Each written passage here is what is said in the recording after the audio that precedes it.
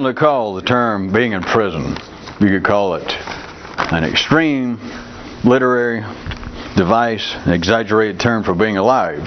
Except if we did so, we would certainly not be plowing virgin land, because people have said this, and we may be using it in a slightly altered manner, but religion is replete with it, the whole idea of salvation, all the way from that to more of a basic historical of Moses and people being, and it's of course not just Judaism, but people being in somewhere in a wrong place and then being led to freedom. And a part of it is into a new land. If you consider in another way, and it has no contest and no conflict between what I'm about to say and religion or history, it's of no consequence. There's no contest, and they're not wrong. It's for another purpose. But if you consider it this way, it will open up a new area. And that is, if you consider literally that civilization was the original promised land.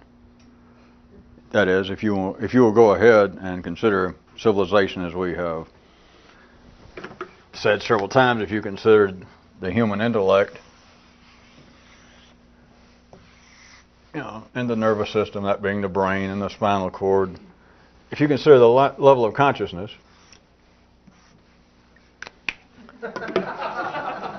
at a collective level, it is simply civilization.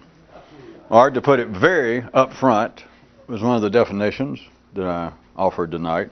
Right up front, really, to talk is to be civilized. It doesn't matter what you say. It doesn't matter whether you're illiterate. It doesn't matter whether you pronounce H-E-L-P as hope, which in certain parts of the world, or if you pronounce a little piece of strung metal as being a war. If you can talk, to be civilized is to talk, that's it. Because if you can talk, a man could, for whatever reason, say, I am not civilized. He could be trying to show off, or want to be a professional wrestler or a Baptist preacher and say, I am not civilized. But you can't do it. If you can talk, if you can say, I'm not civilized, hey, you're civilized. You are, literally. So at that level, would you see that the original promised land for everybody, doesn't matter whether you're Jewish, Christian, atheist, never heard of it.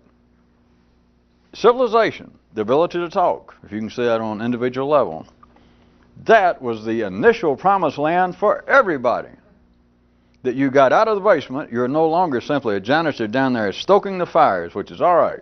Down there stoking the food, the sex, the sleep, making rude noises, whatever it is that men and women like to do in their spare time.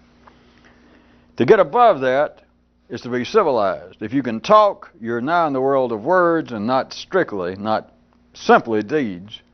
You're now civilized, whether you like it, whether your friends say you're uncivilized. If you talk, you're civilized. Then could you see that the initial promised land for everybody was civilization? But can you also see, I'm not sure I can pull it out, but the promised land becomes a teensy one right quick, figuratively. Do you see when I say the promised land, even though you may not think back in this way, it was a delight. You just can't remember it. You're not supposed to, and I'm not playing psychology. But when you began to talk, it was one of the original delights. You just don't remember it because it was so natural. It was, in fact, as far as being a human, that was the first delight. You had quite natural, very primary, in a sense, animal, with no offense, joys already when you learn how to eat. When your mother picked you up and breastfed you, or your father just held you and got you warm. Maybe somebody got around to even changing a diaper. But that was not civilized joy. The first civilized joy was when you started to talk, when you started to think. That was suddenly the promised land. You didn't have to know the stories about being in a wilderness and Moses and Cecil B. DeMille trying to figure what in the hell we're going to do with this body of water. You don't have to know anything about that. That was the promised land. When you started talking, that was the original joy. But notice how quickly, as it was supposed to, but notice how quickly that kind of delight waned. I mean, what's the big deal about talking? I mean, if talking now is such a great boon and such a great form of entertainment, which you know it's not as a rule. Being civilized on a wider level, if that was the apparent ultimate joy, or even a great joy anymore, much less the ultimate joy, then people would be satisfied, simply to be civilized, to be able to afford a decent haircut every now and then, maybe have a TV or a car, just to do the things that civilized people do, that'd be it. You've already had the promised land. You had the promised land at the age of 2 or 3. And with most people, that was the end of it. There is no more promised land. The rest of it is you, in a sense, trying to replay Moses. It is, in a sense, you trying to find another promised land. Then it gets skewed within ordinary thinking, and they look at it as trying to return somewhere. We've been through this. You've got to be past that. The idea that we'll return to paradise, to the Garden of Eden, to some feral, unsophisticated, yet very pristine and happy state, such as after we die. You know, oh, that's great. If somebody believes that, take the screwdriver, put up your nose, hit it with a hammer, and you're back in paradise. All you got to do is remove that. All you got to do is turn the line of consciousness into an inoperable nothing, which is simple to do. If you don't do it yourself, just have a few drinks and drive head on into a side of a bridge, an abutment. And, you know, be sure and have your head up close to the steering wheel, and you'll be all right. That will literally be back, if there was such a thing. That would be the return to paradise, to the promised land. But that's ridiculous. So what man is involved with, you might say in a little more sophisticated way, ordinary people, is the idea not of return, but the idea of paradise, the idea of reward after death, the idea of even success in life in a more figurative manner, is to find a new promised land.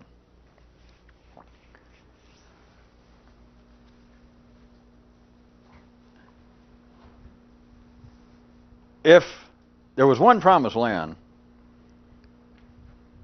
wouldn't you think that an intelligent person, or wouldn't you think that things might be arranged in such a way that there might be another one?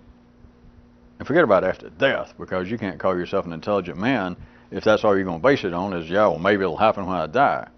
If there was one here, and it happened to you, most of you, 35, 40 years ago. In other words, it happened to you probably before your 2nd birthday. Well, most of you, some of you.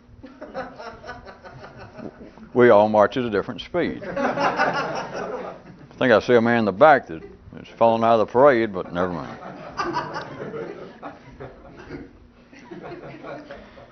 If you reach the promised land at the age of 18 months, and life is arranged in such a way that you're going to live for another, 74 and a half years, is it not possible that there might be some other form, that there might be another version, there might be a second promised land right now? The reason I went through the previous 2 or 3 minutes is that you could get quite ordinary people, religious people, philosophical people, to say, well, yes, there is. And they might go along with what I'd already said, that that's what drives man to try and achieve. Assuming he's not just tied to the material world, that we're not talking about just man trying to get a new car and a better house, that as much fun as that may be, but an ordinary man might say, yes, that's what we're after, if we don't put it that way, is another promised land. But notice, they do not operate on the basis that it is, that is, its existence is a fait accompli. They treat it like, well, maybe. And the more intelligent they are, that is, the more civilized they are, that is, the more that they are tied to words and not actual actions, the more that they doubt that it is possible. That becomes a sign of intelligence to what? To be extremely skeptical. Of course, it really helps to be extremely educated and skeptical, because you don't get a lot of attention if it turns out that you're a 6th grade dropout and you're a roofer, and you say, I personally have a great deal of problems with positivism, or with with some of the later thoughts of Hume. You know, to me, existentialism is somewhat overdone. You're not going to get much attention with that.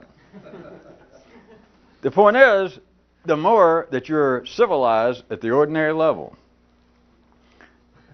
the more you would be assumed by other civilized people to be, perhaps, at the avant-garde of civilized, to say if they were following all this. To say, well, it is true that we are, in a sense, to use his terms, we are, in a sense, all searching for a new promised land. And I understand what he said about that it's kind of squirrely and less than perhaps the apex of intelligence to think that the only possible promised land has got to be after you die when nobody knows for sure what happens. So I will agree with what he said, and yet, and here it comes, and yet, being the intelligent man I am, there is no proof. It seems to me that everything is arranged in such a way that we cannot reach some state of, and then they would really start to get, trying to use squirrely on me, they start to get squirrely because then they would start saying things like, well, it is extremely doubtful that us, as being humans, with all of our foibles, which speak for yourself, in fact, you can get some cream, will clear up some of that. But man, with all of his shortcomings, well, they have plastic surgeons that they're doing operations now that you wouldn't believe. But man, with all of his shortcomings,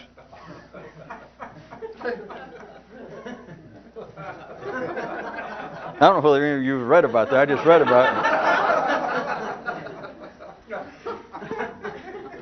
Those of you women who don't know, they liposuck fat out of other parts of your body, and I don't really want to go into it unless you know the one about the plastic surgeon that hung himself. But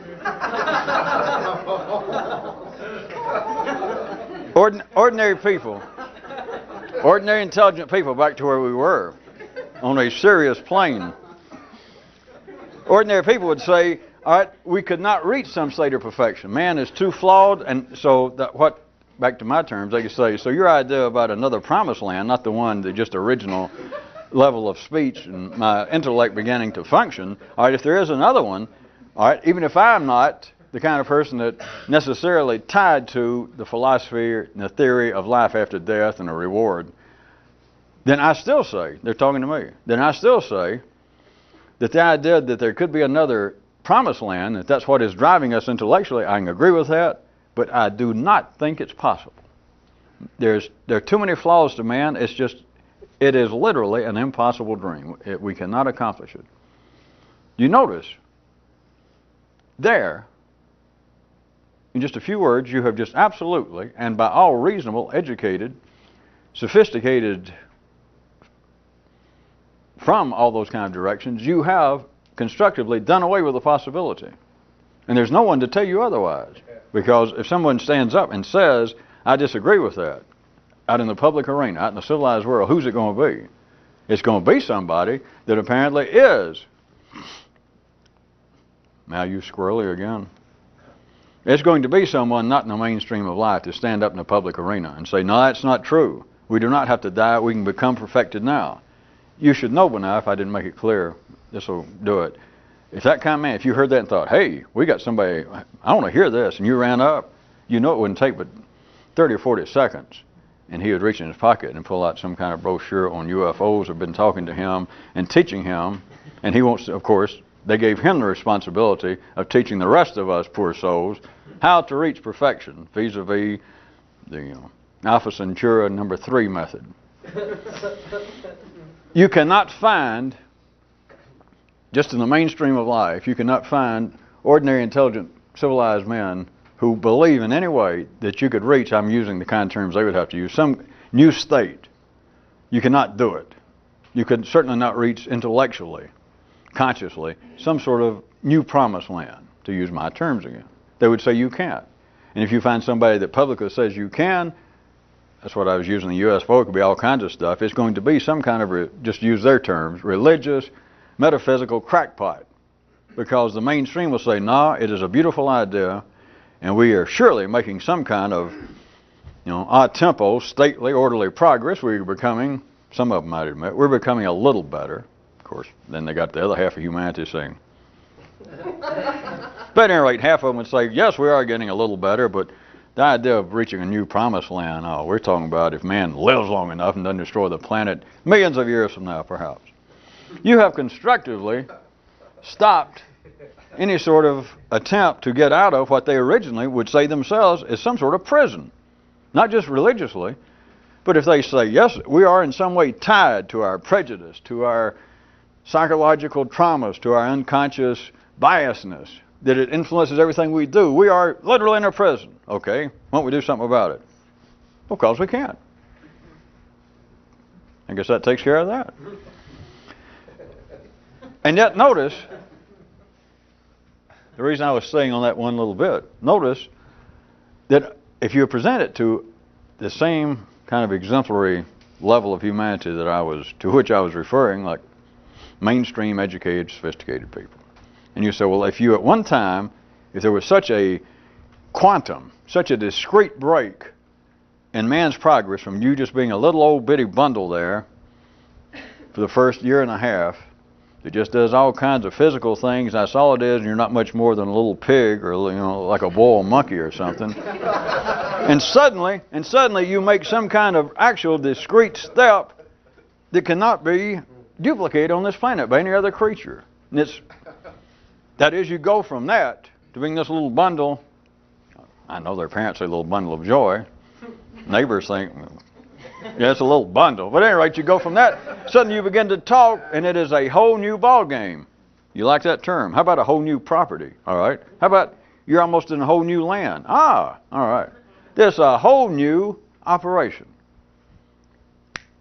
Notice, of course, they take it other ways to be social or I don't know what, but the fit the parents have, they'll call everybody. They'll go out in the yard with a bullhorn if they don't have relatives and holler, he just said his first word. Nobody pays any attention. I mean, it's supposed to be, whoa, how wonderful. At least he's not as retarded as he looked when he was first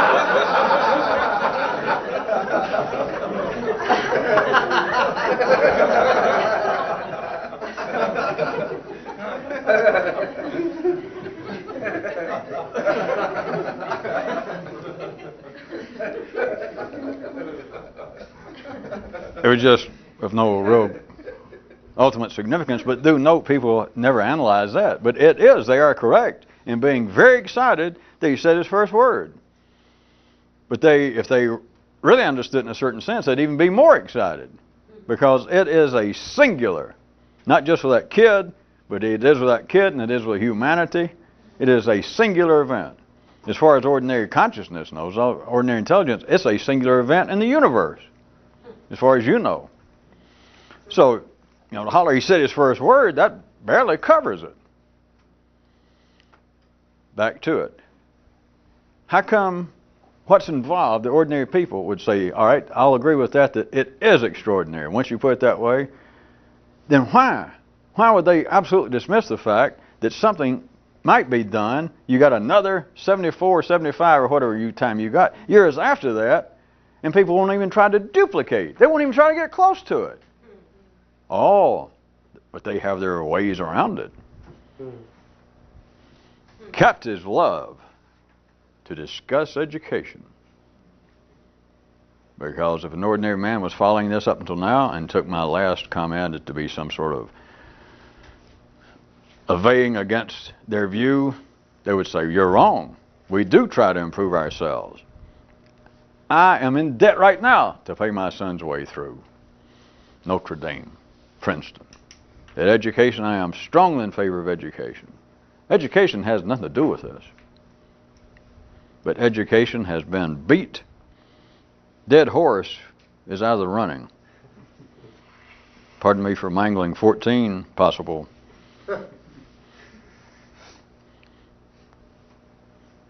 plays on words at one time. That has been beat as far back as you can read. The time men started writing about the history of themselves and them trying to improve themselves and trying to find a new promised land under various names, one of the first things they said was, well, what we need to do is get together, organize institutions, here that we are all civilized and thinking, and get us a collective effort to reach the promised land. And they're doing this and don't know it. They know it's here. What we need is some sort of stable, codified, structured means to educate the young. That would be the new intellectual promised land. Other than the fact that, again, men will not consider, they can't consider, not supposed to, that just because you build a building and you get a whole bunch of people who have, I'm just making up a figure, an IQ, let's say, of 50. Well, some of you I know I don't want to make you feel bad. All right, 40. IQ of 130. Just because you get 10 people together with an IQ of 130, you do know that this has not suddenly turned into one thing, even though they build this impressive structure, that turns into something that has an IQ of 1,300. You do understand that, don't you? You cannot go to Harvard. You cannot go anywhere in the world, and you can take the figurative aspect of this into what people think is being something different, like religion. You cannot go and find people who are good on a scale, whatever good means to you, if you're ordinary, and find people who are good to a point of 130, and you get them all together and they build this great thing they call somebody the head goodness instead of pope or rabbi. You do know, don't you? You should know. If you know anything, you got to face facts. I mean, just the man or woman is not good to now suddenly, that one guy, to some level of 1,300 any more than the president or Harvard. It's not just one man we're blaming, but the president, the dean, the chancellor of Harvard is not a man who now with an IQ of 1,300. Or if you take everybody, go back to the 10 people who did it. Now take the whole faculty. Take everything. Take all the buildings, all the books, and put them all together. And the best you've got is you got somebody somewhere with an IQ of 130, which is still not the point, but do you understand? Men say education because there's nowhere else. It's as though men are standing within their own nervous system, and it's, at the age of, to go back to this kind of picture, at the age of 18 months, they got through the Red Sea. They're in the Promised Land. Boy, this is a whole new world, which it is. Then they think, we got to keep moving, which men do, the sane people. They keep moving, they do the best they can, they try to educate themselves. If that don't work, they'll drink, they'll take narcotics, you'll do all sorts of things, and it's all an attempt to reach a new level of a promised land. That's all you're doing, to get a new car, to save up for a nose job, to buy nice clothes. It's not to be funny. It's to varying degrees as to how close it is to the world of the intellect, to the world of the body. It doesn't matter, because people at the world of the body can have just as much fun buying new clothes as people living on another level, which is just a matter of, ordinary people call it relative, but it's just a matter that everything's connected. But if you're happy at that level, you can have just as much pleasure in being alive to go out and buy new clothes and get your hair fixed up as somebody can getting their doctor's degree. Be just as much fun to that person. So everybody is involved, plus somebody, a man with no education, a man who's ugly, and saves up enough money to buy a Corvette. Right then, when he gets it, he is as happy as a man who just sold his first painting for $50 million. All right, 50,000. They are all attempting to find a new promised land. And you've got all these, if I can start trying to pull some of it together, you've got the fact that if you question somebody specifically, are you going to find the promised land while alive? If they're religious, they say, well, probably not, I'll do it after that. So let's go past, let's get past them. Because that is, in a broader sense, it is, especially now, it is more and more outdated, it is more and more childish. There's less and less people tied to that. And if you are tied to it, there's no offense. Well, there is. Well, I shouldn't speak habitually because I'm in the habit of saying that, and you people are not, some kind of random crowd. And if you do still feel that, it is offensive. Take it offensively, not from me, for yourself. You should think, Jesus, am I 5,000 years behind? I know my hair's out of style and I'm wearing old clothes. From 10 years old, I still got bell bottoms and flowery shirts, and my hair's down to here if you're a man. But think, that's nothing. Is then think, wait a minute, internally, Jesus, I'm 5,000 years behind. All right. You could get people to say that, all right, I understand that we're all trying to improve ourselves or to find a new promised land, to use my, and I say, all right. And you say, all right, but you think you can do it? And they say, well, no, I don't even believe in, I'm not tied to the idea that it may happen after I die because I gave money or because I followed some ritual, because I ate certain foods or didn't eat certain foods or, prayed. I don't believe that. I'm not tied to that. And I say, well, why do you think that men are so driven that their whole life, if you're sane, it has to be that you believe that you can get better, that life can get better. is what people lower down that are operating lower in their own brain, they think life can get better. But all you got to do is ask them, well, you also hope to get better, don't you? You don't want just a new Corvette. And the roofer might say, yeah, I do. You say, but you don't just the car. What you want is the feeling the car is going to give you, that you'll be able to pick up new women, or when you drive down the street, your friends, and especially your enemies, people that don't like you, will just eat their little hearts out. And you go, yeah.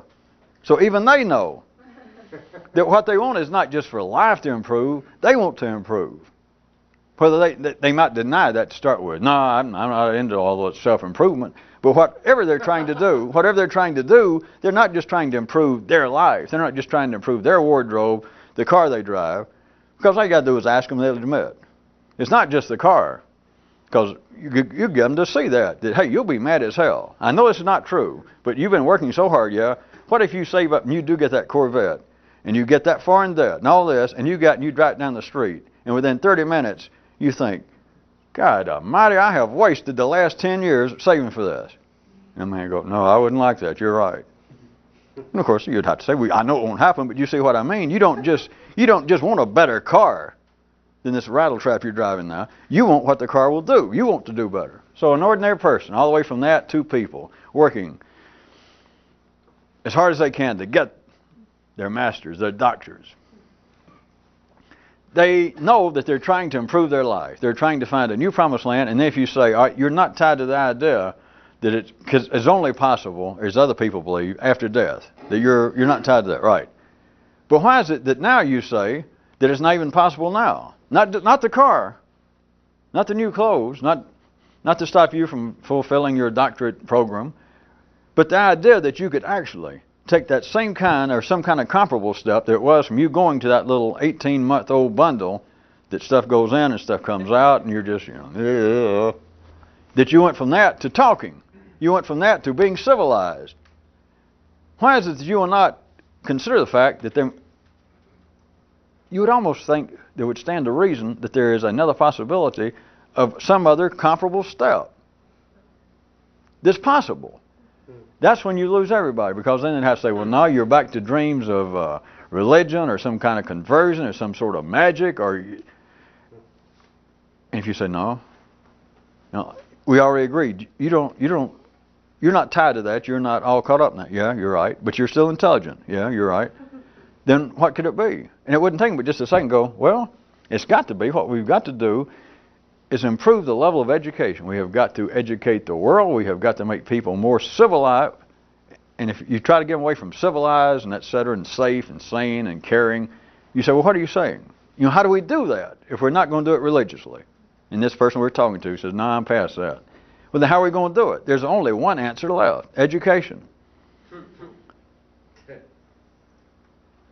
And you've got to believe that a group of people over here, of course, many people believe that there's one person somewhere, but you at least got to believe a group of people who got together and now have run successfully for hundreds of years this university, this fount of knowledge, that in some way, can't think about it too much, makes your mind get dizzy, I know, but you in some way got to believe that if I go to Harvard, if I go anywhere, the University of Alabama, when I get through with there and they grade me and they say, all right, you did all right, and they shake my hand and they put a mortarboard on my head and give me a degree, that I will be a better person. That it has to be. I'll know more because they know more.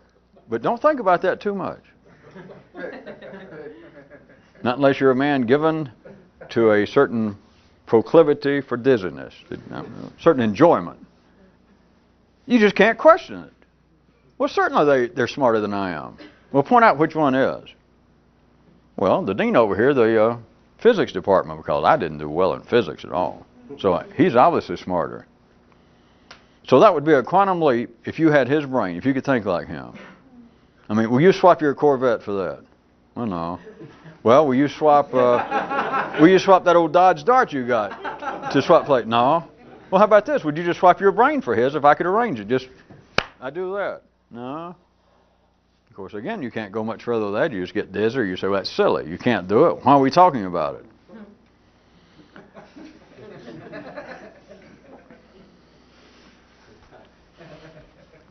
If being alive is a kind of prison, and at one time you went from one level of confinement, that is to being an 18-month-old bundle of just nerve ends, of motor skills, charitably speaking, an 18-month-old bundle of physical stuff, not that far removed from the same kind of 18-month-old orangutan, China blue, a pig, a dog, that you went from that just apparently like that, Mama! And everybody runs for the hills, calls, runs for telegraph. The kid can talk. That you went from that just like that. And people will accept that we're in prison and we can't get out now, and I don't know what to do except educate myself. They will not consider the fact that this is the prison. That is, your first promised land is now the prison. That is, what you could think is now your prison. Because what passes for wisdom with ordinary people, they would say, well, then something new. I need new information because I am certainly not the smartest person in the world. I'm not the wisest person. So wisdom would be more information. No. They can say that. But you will assume that you people are past the point of mistaking words for deeds. I know nobody wants to, and it's real hard, and I know all that. But I'll assume you will since we're running out of time. They can say that, but that is not the way men operate. They do not operate on the basis that that is true. This is the confinement. How is it going to explain itself? Do you still believe that a prison, just to use an example, that a prison in some way is going to provide operable escape plans? Do you believe that? What kind of idiot, pardon my French, what kind of imbecile does it take to believe that there's some way around that Harvard, the church, some mystical group, some book, which are all in the employ of the institution, like everybody is to start with. That's the original promised land that's run by the institution of life. Do you still believe? Is there any way you can believe that a prison is going to furnish you with operable escape plans? But as long as you think that, they don't even have to guard you. They don't have to send around somebody to check and make sure that he's still in his cell. Where's he going to be? Because you don't think. You say otherwise, but you don't operate on the basis that you might get out of here. The getting out of here, then, you might say, in the waning moments. Did you ask twice somebody named Wayne has shown up tonight? Oh. If there was any freedom, what would it be? Well, it would have to be very complicated. It would have to be something extremely hard to do. In fact, it'd help if it was impossible. I mean, it has to be something, if there is some kind of possibility of escape, the plans have got to be so complex, so staggering. I mean, it's got to take a lifetime, and you've got to travel to some other part of the world, and you've probably got to take drugs. You've probably got to cut off some fairly important part of your body, or at least trim it down. I mean, and you've got to pay a lot of money, and you got to follow somebody. Well, that'd be something new, wouldn't it? You probably have to give up some of your freedom. Oh boy, hey, listen, that's sounding worse and worse. What does that sound like? Besides my exaggeration, it sounds like, in case you hadn't figured out, that is all. I have just covered it. Pardon me for bragging. I have just covered all of the escape plans that life has ever provided. I just did it real fast. Now, torture yourself, give me all your money, hold your breath. Don't hold your breath, stay on your head, stay on your feet. Try and do this, but you can't do it. Go ahead and try it. I know you'll fail. That covers all the escape plans that any prison will provide. The simplicity of it is to be of nonpartisan thought. The simplicity of it is to recognize that as long as you are in a kind of confinement, and let's be a little more genteel than prison, that you are in some sort of confinement. You are now in a new homeland. It originally was the promised land, but now it's just, hell, it's where I live. It's no big deal. In fact, it's kind of annoying at times. In fact, I think I'll go have a drink. It kind of unannoys me for a few minutes. It's kind of annoying. And nobody considers what would it take to get out of here. What is this kind of confinement? One is you've got to have a preference. You have got to have a preference in regard to what seems to be the thought that is part of collective man's consciousness. There's another part, but you have got to have a preference. As long as you have a preference, I can use other descriptions, but they certainly do not consider you any security threat. No guard will ever come around. Nobody will ever come around and even look through the peek hole because you're going nowhere. As long as the plans sound very complex, as long as you can dream of a promised land that's always somewhere else, then they don't have to watch you, because you're never going to take the simple, in your face, point blank, straightforward approach, such as opening the door and walking out. And if you told somebody that, they go, I don't know, let me think about that.